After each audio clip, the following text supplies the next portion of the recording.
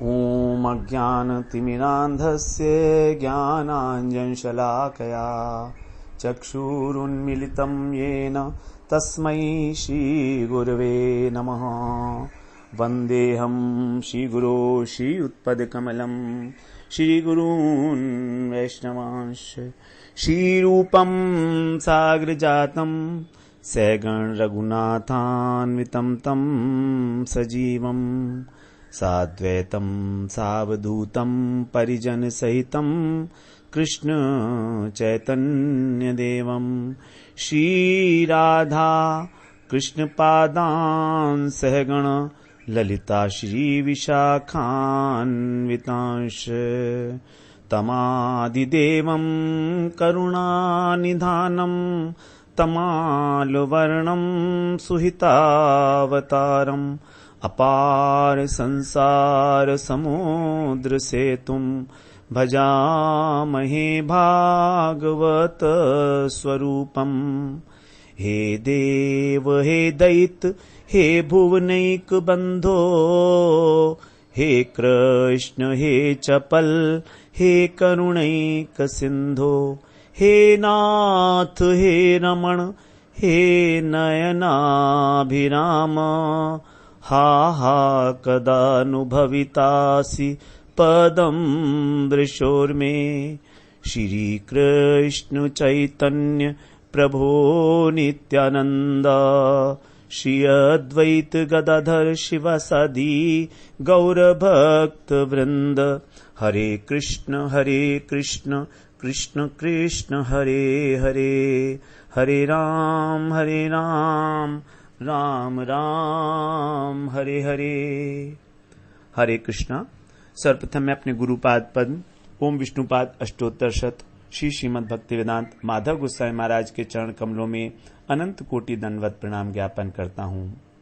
हम लोग श्रीमद् भागवत पुराण में छठे स्कंध में 17वां अध्याय श्रवण कर रहे हैं, जिसमें चित्रकेतु महाराज को पार्वती जी ने शाप दिया है कि तुम असुर योनि को प्राप्त हो जाओ, क्योंकि उन्होंने शिवजी का अपमान किया है। पार्वती जी के अनुसार, क्योंकि शिवजी वहां पर पार्वती जी को अपनी गोदी में बिठाए हुए और ब्रह्म ऋषियों की सभा में बैठे हुए थे, तो चित्रकेतु जो विद्याधर पति हैं, जब वो विमान से वहां जा रहे थे तो वहां पर उनके समीप आकर इस प्रकार से उन्होंने कहा कि देखो तो ये बड़े तपस्वी हैं और जटाधारी हैं, जगत गुरु हैं, तो भी इस प्रकार एक सामान्य मनुष्य की भांति अपनी पत्नी को गोदी में बिठाए हुए हैं।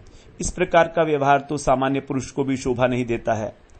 तो इस व्यंग को सुनकर और पार्वती जो है उसको सहन नहीं कर पाई, जबकि शंकर जी जो हैं और जितने भी सभासद हैं वो सभी उनका जो मंतव्य था, जो उनका तात्पर्य था चित्रकेतु महाराज के कहने का, वो समझ गए थे, इसलिए कुछ नहीं बोले।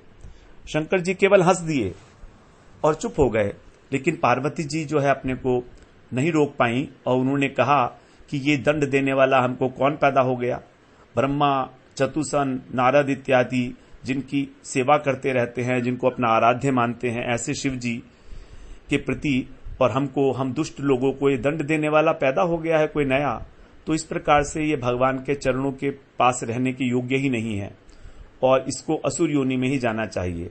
जब इस प्रकार से शाप दे दिया पार्वती जी ने, तो चित्रकेतु महाराज ने उसको स्वीकार किया और विमान से उतरकर कहा कि हे माता, मैं आपके द्वारा दिए गए इस शाप को स्वीकार करता हूं।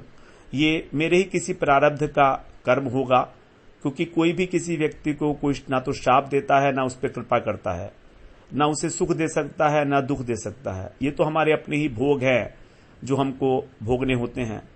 तो यहाँ पर जो चित्रकेतु महाराज के द्वारा कहा गई हैं बातें, वो बड़ी सार गर्भित हैं। इससे हम अपने जीवन में बहुत कुछ सीख सकते हैं, क्योंकि हमारा जीवन में आए दिन अपमान होता है, आए दिन हमारा सम्मान होता है। तो उन दोनों को हमें किस प्रकार अपने जीवन में ग्रहण करना चाहिए बिना किसी प्रतिकार के। और यहाँ तो एक बहुत बड़ी घटना हुई है कि चित्रकेतु जो भगवान के परम भक्त हैं, उनको असुर योनि में जाने का शाप दे दिया गया। तो अवश्य ही जो भक्त हैं भगवान के, उनके जीवन में यदि इस प्रकार की कोई असंभावित सी घटना घटती है जिसके विषय में कभी सपने में भी ना सोचा गया हो, तो निश्चित रूप से ये मानिएगा कि उनके ऊपर भगवान की कोई विशेष कृपा होने वाली है। निश्चित रूप से मानिए, क्योंकि भगवान का विशेष अनुग्रह हुआ है चित्रकेतु महाराज के ऊपर, क्योंकि वो इस शाप के माध्यम से और उनको शीघ्र ही वैकुंठ धाम में बुलाना चाहते हैं। क्योंकि चित्रकेतु महाराज करोड़ों करोड़ों वर्षों तक जो है विद्याधर लोक में और वहां पर विचरण करते रहे, स्त्रियों से घिरे हुए, सुंदर सुंदर स्त्रियों से घिरे हुए। तो भगवान ने कहा ये मेरा भक्त जो है मेरी लीलाओं का गान करता है, मेरे नाम का गान करता है, कीर्तन करता है, लेकिन तो भी इस ऐश्वर्य के अंदर जो है लिप्त है, इसलिए अब इसको अपने धाम में बुलाया जाए।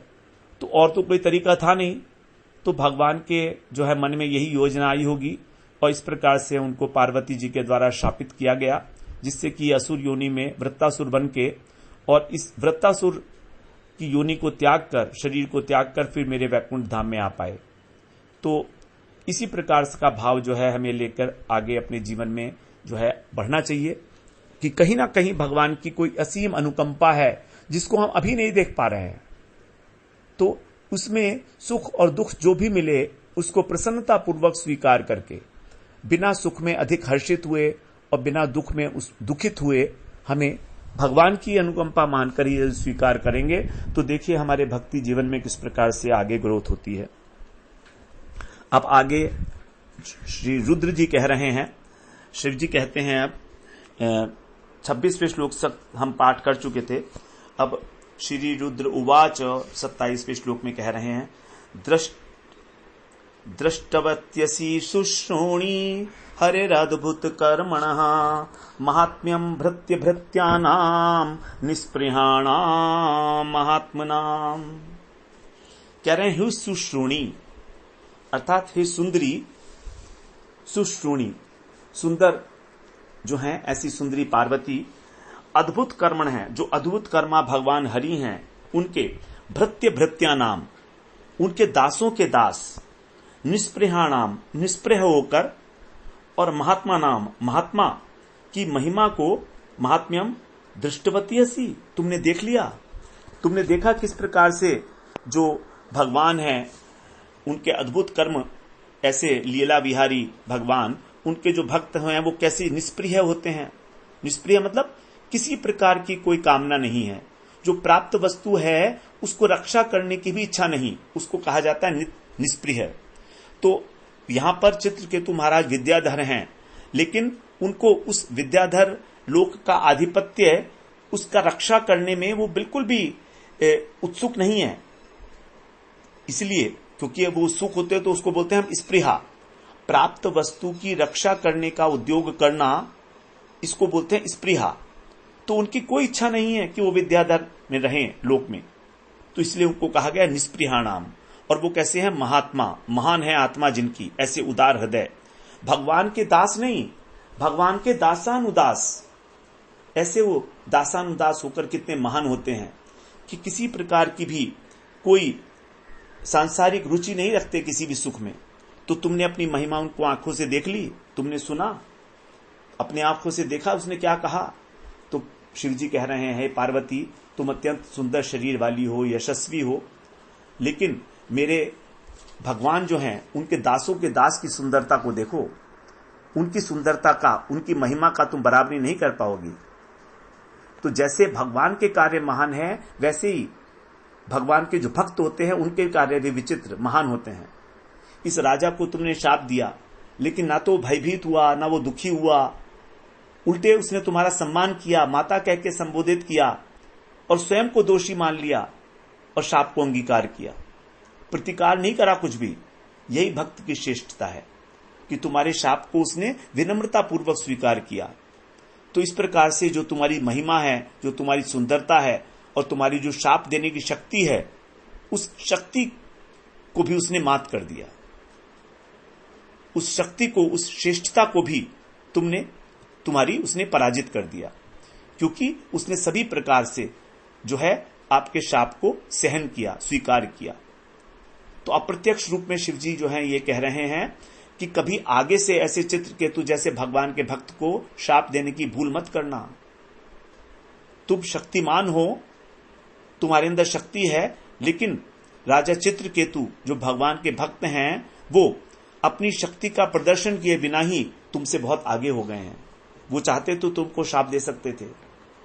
अब आगे कह रहे हैं, नारायण परा सर्वा सर्वे न कुतश्चन विबध्य विबिभ्यति स्वर्गाप वर्ग नरकेष्वपि तुल्यार्थ दर्शिनः। जो भगवान के भक्त होते हैं वे सर्वे नारायण पराहा, जो नारायण परायण हैं। पहले कहा गया कि नारायण परायण जो होते हैं बड़े सुदुर्लभ होते हैं। कोटिशुपि महामुने, प्रशांत आत्मा, सुदुर्लभा कोटिशुपि महामुने। करोड़ों करोड़ों सिद्धों के अंदर भी जो नारायण परायण है वो अत्यंत दुर्लभ हैं। तो ऐसे जो नारायण परायण हैं वो कुतश्चन माने किसी से भी कहीं से भी न विभ्यति, नहीं डरते, क्योंकि वे निरपेक्ष हैं। उनकी कामना ही नहीं है, कोई तो डरे क्यों। चाहे उन्हें स्वर्ग भेज दो, चाहे अपवर्ग मोक्ष दे दो, चाहे नरक में भी भेज दो, तो भी सब उनके लिए समान अर्थ वाले हैं। तुल्य अर्थदर्शिनः, सब जगह एक भगवान को ही देखते हैं, सब जगह उनके इष्ट का ही जो है, सब उनके इष्ट ही विराजमान है। तो पार्वती जी ने हो सकता है से पूछा हो कि तुम्हारे भक्त जो है भगवान के इतने महान क्यों होते हैं, तो बताना है क्योंकि वो भक्त नारायण के परायण हैं। उन्होंने नारायण को ही अपना सर्वश्रेष्ठ आश्रय स्वीकार किया है। वे नारायण की सेवा करते हुए सब प्रकार के कष्टों को झेलने की लिए सामर्थ्य रखते हैं। अनुकूल्येन कृष्णानुशीलनम, जिस प्रकार की सेवा कृष्ण को अनुकूल है उसको करने के लिए वो सब प्रकार के कष्ट सहन करने के लिए तैयार हैं, इसीलिए वे श्रेष्ठ है। और भृत्य भृत्या नाम, तो भृत्य भृत्या नाम मतलब दासानुदास, जिसको प्रार्थना में कहा था वृत्तासुर ने कि दासानुदास, मैं दासों का भी दास हूं। तो यही है कि चित्रकेतु महाराज ने सहिष्णुता और श्रेष्ठता का उदाहरण जो है उपस्थित किया है हमारे सामने। तो वे इसलिए हैं कि वो भक्तों के भक्त हैं, भगवान के भक्तों के भी भक्त, क्योंकि जो संकर्षण भगवान है वो भगवान के भक्त हैं। उनके अंदर भी भगवान के प्रति सेवा वासना है, क्योंकि वो भगवान की शेष भगवान सेवा करते हैं, बलदेव जी के अंश हैं वो।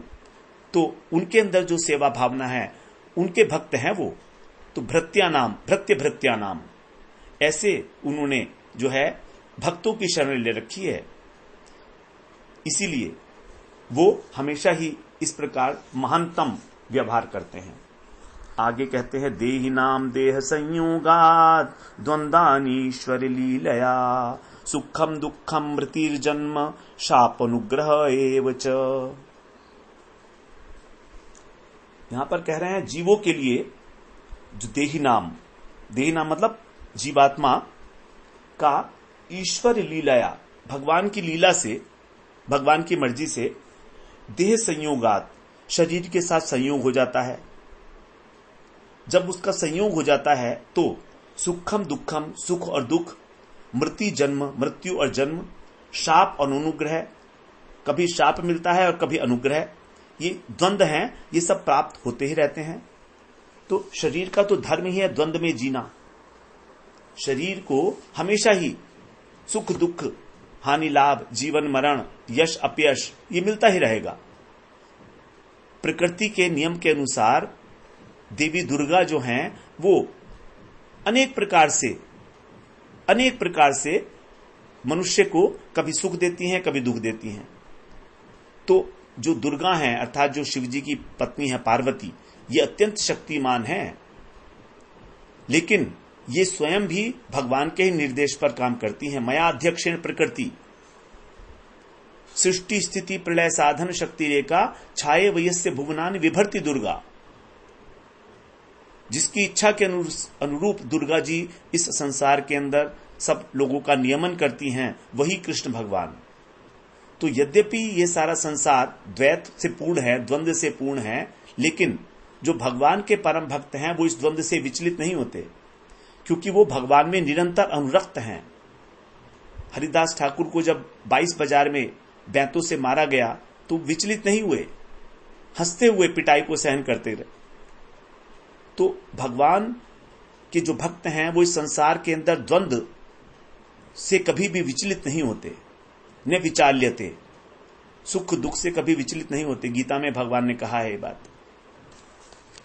आगे 30वें श्लोक में बोलते हैं, अविवेक कृतः पुंसो हि अर्थ भेद इवात्मनि गुण दोष विकल्पश्च भिदेव सृजीवत कृतः।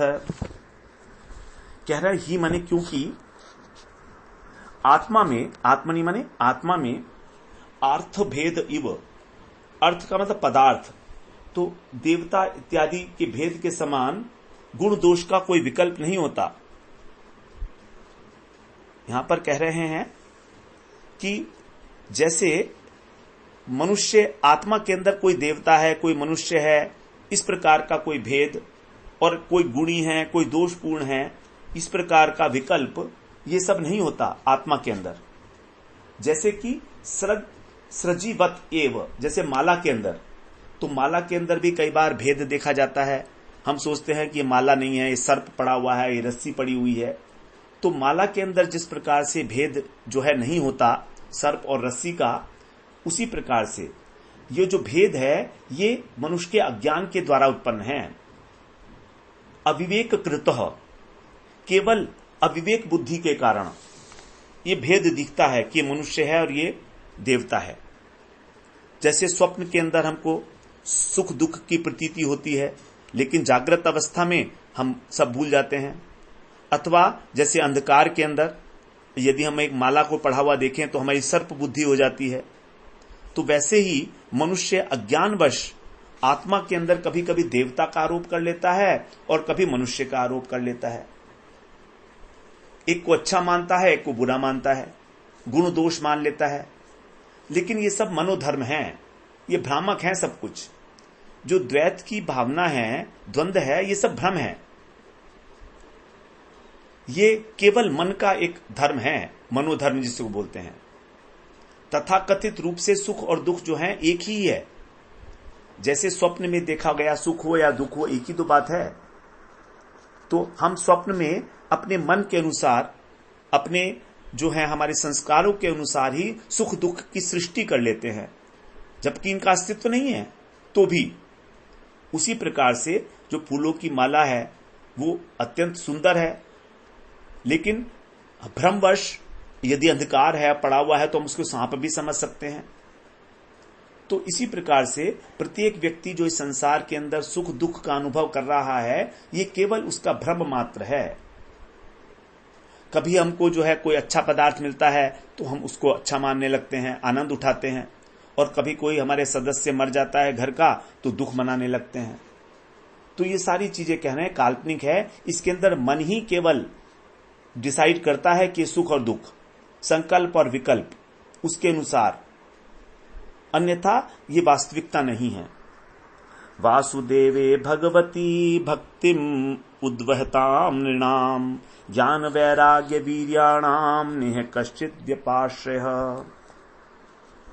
भगवान वासुदेव में जो भक्तिम उद्वहताम, जो भक्ति करने वाला है, वह ज्ञान वैराग्य वीर्याणाम, जो ज्ञान और वैराग्य को धारण किए है, इस प्रकार उनकी शक्ति के साथ जो समन्वित है, ऐसा नृणाम माने मनुष्यों का, यह माने इस संसार में कश्चित व्यपाश्रय न, कोई भी किसी भी प्रकार का राग द्वेष नहीं होता। तो ना तो किसी चीज में वो सुख मानते हैं और ना दुख मानते हैं। ये सारे दुख और सुख तथाकथित हैं, कहने मात्र के लिए। तो भगवान का भक्त जो है वो इस चीज को स्वीकार ही नहीं करता।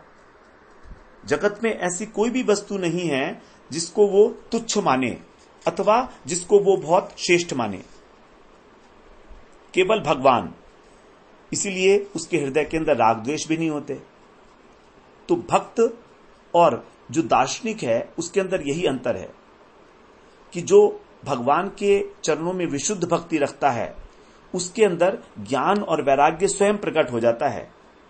ज्ञान वैराग्य वीर्याणाम, क्योंकि ज्ञान और वैराग्य भक्ति के दत्तक पुत्र हैं।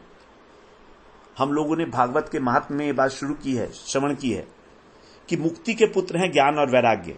जब मुक्ति जो है उसको भक्ति ने इस लोक से भेज दिया वैकुंठ में, तब वो अपने दोनों पुत्रों को यहां पर छोड़ गई भक्ति के पास। तो भक्ति के दत्तक पुत्र हैं ज्ञान और वैराग्य। तो जैसे ही भक्ति होती है वैसे ही ज्ञान वैराग्य उत्पन्न हो जाते हैं। वासुदेवे भगवती भक्ति योग है प्रयोजितः। जनयति आशु वैराग्यम ज्ञानम च यद हेतुकम। तुरंत वैराग्य उत्पन्न हो जाता है संसार से और अहेतुक ज्ञान उत्पन्न हो जाता है, अर्थात भगवत ज्ञान, जिस ज्ञान के द्वारा किसी प्रकार की कोई जागतिक वस्तु की कामना नहीं है, भौतिक ज्ञान नहीं, परमार्थ ज्ञान, तत्व ज्ञान, अहेतुक। वासुदेवे भगवती, जब भक्ति योग का प्रयोजन किया जाता है, अर्थात भगवान के साथ जुड़ा जाता है भक्ति योग के द्वारा। यहां पर योग शब्द 2 बार आया, भक्ति योग और प्रयोजित। प्रयोजित का मतलब भी जुड़ना है, विशेष रूप से जुड़ना, अर्थात जब हम किसी भाव के द्वारा भगवान से जुड़ते हैं। जो 4 प्रकार के भाव हैं, दास्य, सख्य, वात्सल्य और मधुर, इसके लिए कहा गया प्रयोजित। बुधा भाव समन्विता, गीता में जिसे कहा गया कि जो बुद्धिमान हो लोग हैं वो किसी ना किसी भाव के माध्यम से भगवान से जुड़ते हैं, तभी वो जुड़ना कहलाएगा। ज्ञान योग और कर्मयोग योग है ही नहीं, क्योंकि वहां भाव ही नहीं है भगवान के प्रति, लेकिन फिर भी योग कह दिया गया है क्योंकि हो सकता है वो साधु संग में भक्ति में आ जाए। अब आगे कहते हैं, नाहम विरंचो न कुमार नारदौ न ब्रह्मपुत्रा मुनः सुरेशा विदाम यस्ये हितमंशान हंसिकांशिका न तस्वरूपम पृथगीशमानिनः। यस्य इहितम, इहितम का मतलब होता है चेष्टा, जिनकी चेष्टा को न अहम, न तो मैं, न ब्रह्मा विरंची, न कुमार सनत कुमार इत्यादि, न नारद और न ब्रह्मपुत्र मुनय, जो ब्रह्मा जी के पुत्र है भृगु इत्यादि वे, न सुरेशा बड़े बड़े देवता, न विदाम, नहीं जान पाते भगवान की लीलाओं को, भगवान के कर्म को, भगवान की लीलाओं के रहस्य को नहीं जान पाते हम। अंशक अंशका, तब उनके क्षुद्र अंश के अंश से उत्पन्न, जब अंश के आगे क आ जाता है तो अंश का भी छोटा भाग हो जाता है।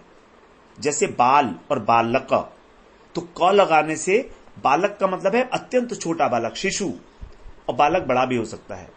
तो यहां पर कह रहे अंशक अंश कहा, उस क्षुद्र अंश के भी क्षुद्र अंश से उत्पन्न, जो अपने को पृथक समर्थ मानते हैं, माने मानने वाले, तत्स्वरूपम न, उनके स्वरूप को कैसे जानेंगे। तो भगवान की लीला के रहस्य को हम ही नहीं समझ पाते, तो ऐसी अवस्था में जो उनके बहुत ही क्षुद्र अंश है, उसका भी क्षुद्र अंश जो है वो अपने को भगवान से अलग ईश्वर मान लेता है, तो वो भगवान के स्वरूप को क्या जानेगा। आश्चर्य की बात है। तो शिवजी यहां पर अपने को भी एक अभक्त बना रहे हैं जो उनके स्वरूप को नहीं समझ सकता, क्योंकि भगवान अनंत हैं, असंख्य रूप हैं उनके। तो यद्यपि शिवजी और जितने भी हैं ब्रह्मा इत्यादि, वो सब सामान्य पुरुषों से बहुत ऊपर हैं, लेकिन तो भी शिवजी जो है दीनतावश इस बात को कहा जा रहा है कि जो भगवान के अंश होते हुए भी अपने को नियंता मान लेते हैं, कर्ता मान लेते हैं, वे उनको क्या समझेंगे। तो इस प्रकार का जो कर्तापन का, नियंतापन का अभिमान है, ये हम लोगों में भी आ जाता है, शिवजी में और ब्रह्मा में। ऐसा कह रहे हैं वो, यद्यपि कोई अभिमान नहीं होगा उनको। आगे कह रहे हैं अब 33वें श्लोक में, नहि अस्यास्ति प्रिय कश्चिन्ना प्रिय स्वपरोऽपि वा आत्मा आत्मत्वात् सर्वभूतानां सर्वभूत प्रियो हरिः। यहां पर कह रहे हैं ही माने क्योंकि, अस्य कश्चित, इनका, भगवान का, कश्चित माने कोई, प्रिय या अप्रिय नहीं है, स्व और पर है, अपना और पराया भी नहीं है, ये पहले भी आ चुकी है बात। ये सर्वभूतानाम, सभी प्राणियों के आत्मत्वात्, आत्मा होने के कारण जो श्री हरि हैं वे सर्वभूत प्रिय है, सभी प्राणियों के प्रिय हैं। तो भगवान का ना कोई अपना है ना पराया है, इसलिए सभी प्राणियों के भगवान कौन है, प्रियतम है। तो देखिए भगवान किसी को प्रेम नहीं करते, ना अपना है ना पराया, तो भी सभी प्राणी भगवान को प्रेम करते हैं। ये हमारी आत्मा का स्वरूपभूत गुण है, भगवत प्रेम ये कहीं बाहर से आएगा ऐसा नहीं है, ये कहीं बाहर से आएगा बिल्कुल नहीं है ऐसा।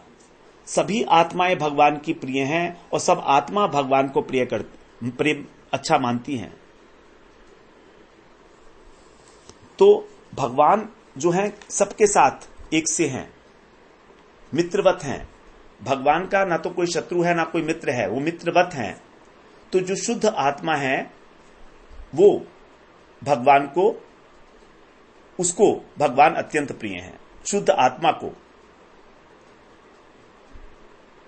तो इसलिए किसी प्रकार के पक्षपात का, शत्रुता का प्रश्न ही नहीं उठता। जो तुमने इस प्रकार ये आशीर्वाद, वो शाप दिया, इसका क्या औचित्य है? हम सभी तो भगवान के प्रिय हैं। तस्य चायम महाभागश्चित्रकेतु प्रियोनुगः सर्वत्र समदृक्शान्तो ह्यहं चैवाच्युत प्रिय है।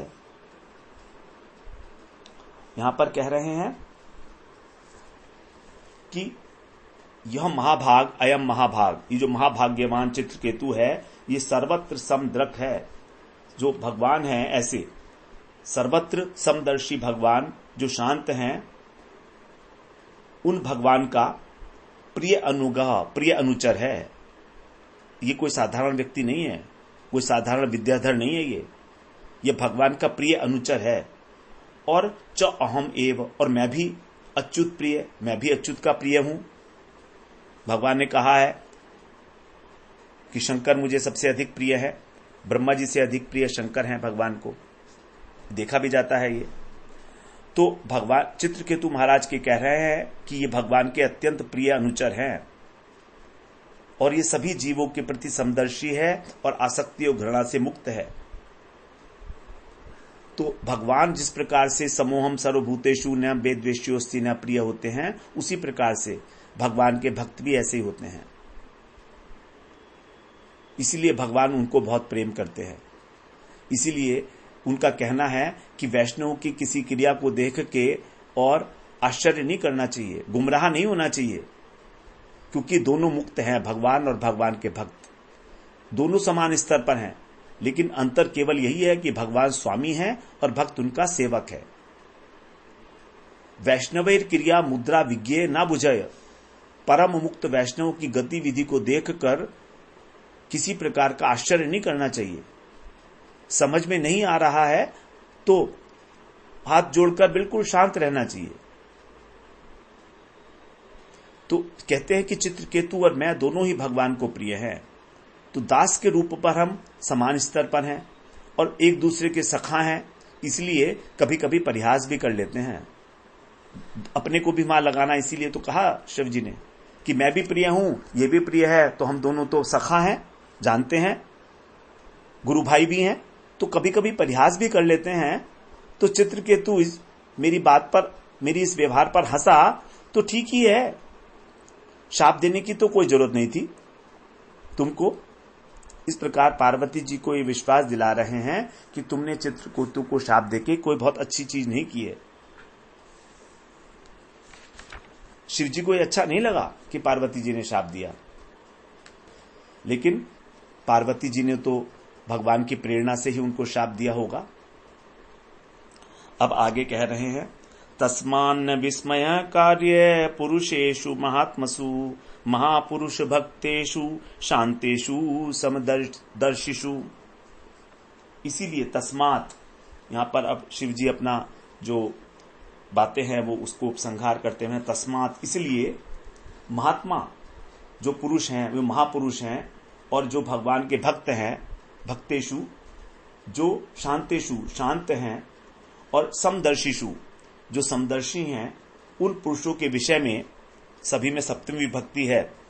पुरुषेषु महात्मसु महापुरुष भक्तेषु और शांतेषु और समदर्शिषु।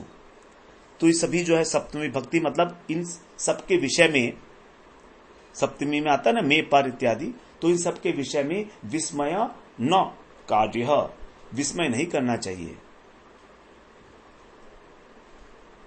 तो तुमको जो विस्मय हो रहा है और तुमने जो है उनको शाप दे दिया, ये उचित नहीं है, क्योंकि वो सब प्रकार से जो हैं शांत हैं, समदर्शी हैं। तो उच्च भक्तों की गतिविधि को देखकर तो पार्वती जी जो हैं ने जब शिव जी के इस प्रकार के उपदेश को सुना तो अवश्य ही लज्जा तो आई होगी कि देखो उन्होंने जो है क्रोध में आके और चित्रकेतु को शाप दे दिया। तो पार्वती जी चित्रकेतु की स्थिति को नहीं समझ पाई थी इसीलिए, लेकिन जब शिव जी के ये वचन सुने होंगे तो इसके बाद लज्जित तो अवश्य हुई ही होंगी। अब सुखदेव जी कह रहे हैं आगे, श्री शुक उवाच इति श्रुत्वा भगवतः शिवस्य उमाभिभाषितम् बभूव शांतिधि राजन देवी विगत विस्मया। सुखदेव जी कहते हैं इति माने इस प्रकार भगवतः शिवस्य भगवान शिव का अभिभाषितम श्रुत्वा अभिभाषण सुनकर देवी उमा का विगत स्मय जो आश्चर्य था वो चला गया, नष्ट हो गया। शांत धी वे शांत चित्त बभू मने हो गई, उनकी बुद्धि स्थिर हो गई। तो उनको चित्रकेतु के व्यवहार पे जो विस्मय उत्पन्न हुआ था तो वो जो है समाप्त हो गया। शांत धी का अर्थ है कि वो पूर्ववत आचरण पर ही जो है स्थित हो गई पार्वती जी ने, क्योंकि उन्होंने जो आचरण, जब पार्वती जी ने अपने आचरण का स्मरण किया तो लज्जित हुई। तो विश्वनाथ चक्रवर्ती ठाकुर तो यहां तक कहते हैं कि पार्वती जी ने अपने मुख को साड़ी के छोर से ढक लिया। तो उनका ये साड़ी के छोर से अपने मुख को ढकना, ये स्वीकार करना है कि उनको शाप देकर जो है लज्जा आ रही है, अर्थात उन्होंने शाप देकर त्रुटि की है कोई। इस प्रकार से विश्वनाथ चक्रवर्ती ठाकुर ने यह बात बताई है। आगे 37वें श्लोक में बोलते हैं, इति भागवतो देव्या प्रतिशप्तुम अलंतम मूर्धना स जग्रहे शापम एतावत् साधु लक्षणम। इति माने इस प्रकार भागवतः जो भागवत हैं अर्थात परम भक्त हैं चित्रकेतु महाराज, उन्हें देव्या प्रतिशप्तुम देवी पार्वती को शाप के बदले में अलंतम है माने पूर्ण समर्थ होने पर भी वो समर्थ थे। अलंतम शापम उनके शाप को मूर्धना सिर झुकाकर संजग्रहे स्वीकार किया। एतावत इतना ही साधु लक्षणम साधु पुरुष का लक्षण है। तो यद्यपि चित्रकेतु इतने बड़े भक्त हैं, भागवत हैं, तो वो भी शाप दे सकते थे देवी पार्वती को, लेकिन उन्होंने उसको स्वीकार किया। यही वैष्णवों की पहचान है। वैष्णवों का आदर्श आचरण जो है चित्रकेतु महाराज के जीवन से मिलता है। किसी प्रकार का कोई उनके मन में विक्षेप नहीं हुआ। तो चित्रकेतु जी का चरित्र इतना महान है कि वो तत्काल उन्होंने उनको माता कहकर संबोधित किया, उनको प्रणाम किया, शाप को स्वीकार किया। नारायण परा सर्वे न कुतश्चन विभ्यति।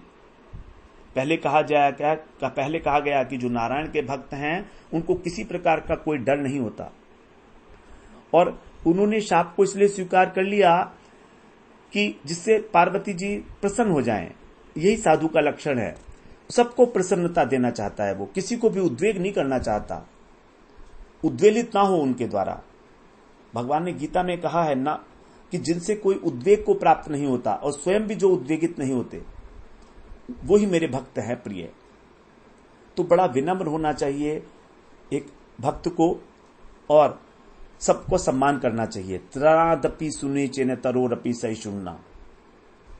इस प्रकार से आगे कहते हैं 38 में, यज्ञे त्वष्टुर दक्षिणाग्नौ दामनीम योनिमाश्रितः व्रत इति भी ख्यातो ज्ञान विज्ञान संयुक्तः। यहां पर कह रहे हैं कि त्वष्टा ऋषि के यहां त्वष्टु दक्षिण अग्नि से, वहां पर भी हम लोगों ने श्रवण किया था, जब त्वष्टा ऋषि ने यज्ञ किया तो अग्नि के दक्षिण कोने से दानवी योनम दानव शरीर में को धारण करके और वृत्त इति वृत्तासुर इस नाम से अभिविख्यात ज्ञान विज्ञान से युक्त यज्ञ माने उत्पन्न हुए। जो चित्रकेतु महाराज हैं वे इस प्रकार से वृत्तासुर के रूप में उत्पन्न हुए वहां पर। लेकिन वो सब प्रकार से ज्ञान और विज्ञान के से समन्वित थे, पूरा ज्ञान था उनको, आध्यात्मिक ज्ञान उनको, जो परमार्थिक ज्ञान है वो उसका नष्ट नहीं हुआ कभी भी, क्योंकि भगवान ने कहा है नेहा विक्रमानाशो अस्ति प्रत्यवायो ने विद्यते स्वल्पम अपैस्य धर्मस्य त्रायते महतो भयात, कि कोई कितना भी जो है शाप दे दे या कोई निकृष्ट कार्य कर भी ले अगर कोई परिस्थितिवश भगवान का भक्त, तो वो कभी नाश नहीं होती उसकी भक्ति। गीता में भगवान से पूछा था अर्जुन ने कि क्या वो उस पुरुष का नाश हो जाता है जो सिद्धि को प्राप्त नहीं करता, तो भगवान ने कहा नहीं, वो तो किसी शुचि घर में, किसी संभ्रांत घर में उत्पन्न होता है और फिर स्वर्ग में रहकर वापस इस मर्त्य लोक में आकर और वहीं से अपनी साधना आरंभ करता है। तत्र तम बुद्धि संयोगम लभते पौर्वदैहिकम यतते च ततो भूय संसिद्धौ कुरु नंदन। 6 अध्याय का 43वां श्लोक। तो पहले जो उसकी बुद्धि परिष्कृत हो चुकी थी उसी को ग्रहण करके अनायास और फिर उसके प्रभाव से भगवान की ओर पहले से भी बढ़कर प्रयत्न करता है और फिर सिद्धि को प्राप्त करता है। तो इस प्रकार से यहां पर जो वृत्तासुर हैं वो अपने पूर्व जन्म के संस्कारों के साथ समन्वित हैं, उनकी भक्ति जरा भी नष्ट नहीं हुई है। आगे कहते हैं एतत्ते सर्वमाख्यातं यन्मां त्वं परिपृच्छसि वृत्तस्यासुर जातेष्य कारणं भगवन्मते।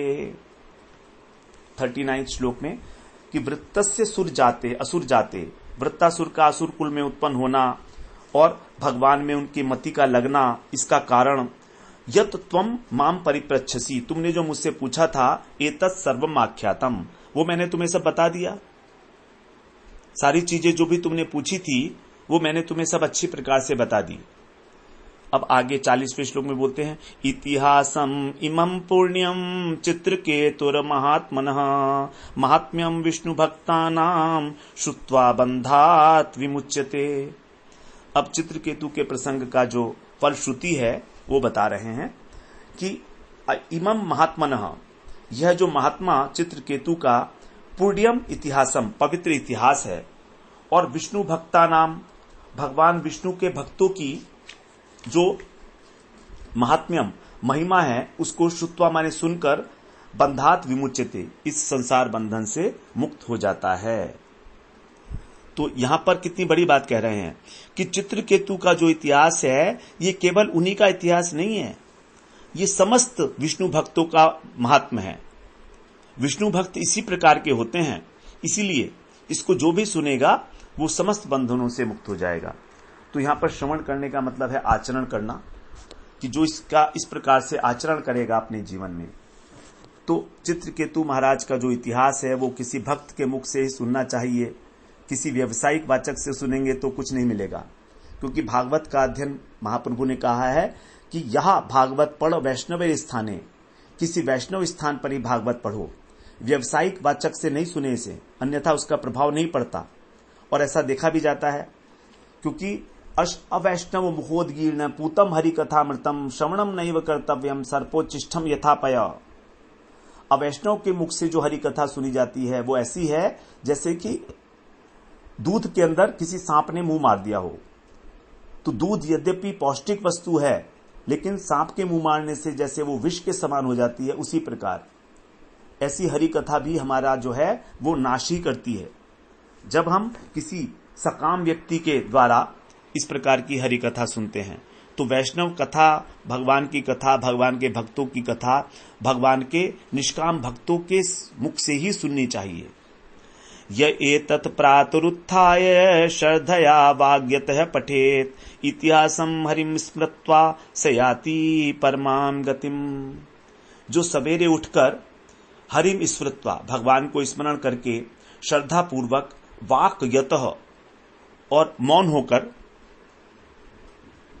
स्मरण करते हुए वाक्यतः इस प्रकार जो है कहकर पाठ करता है, एतत् इतिहासम, इस इतिहास को पठेत माने पढ़ेगा, वह परम गति को प्राप्त करेगा।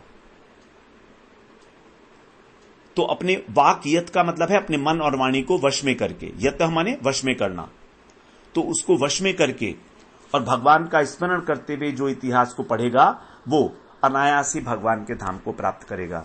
तो यहां पर बहुत सारी कंडीशंस लगाई हुई हैं कि सुबह सुबह उठना है, श्रद्धा पूर्वक बोलना है, मन और वाणी को वश में करना है, तब भगवान को स्मरण करते हुए इस इतिहास को पढ़ना है, तब भगवान के धाम की प्राप्ति होगी। इस प्रकार हम लोगों ने बड़ा सुंदर ये चित्रकेतु महाराज का प्रसंग था वो सुना। बड़ा सौभाग्य है हमारा कि हमें इस प्रकार का भगवान अवसर दे रहे हैं कि हम निरंतर भगवान की कथाओं में, भगवान के भक्तों की कथाओं में निमग्न हैं और इसी प्रकार से हम जो है आगे बढ़ते रहें। इस प्रकार से भगवान से प्रार्थना करते हैं, गुरुदेव से प्रार्थना करते हैं कि हमको इन्हीं कथाओं में डूबे रहने के लिए प्रेरित करते रहें भगवान हमें। अब हम 18वें अध्याय में प्रवेश करेंगे अगले सत्र में, जहां पर दिति और अदिति की संतानों का वर्णन होगा और मरुत गणों की उत्पत्ति का वर्णन है। वांछा कल्पतरुभ्यश्च कृपा सिंधुभ्य एव च पतितानां पावनेभ्यो वैष्णवेभ्यो नमो नमः।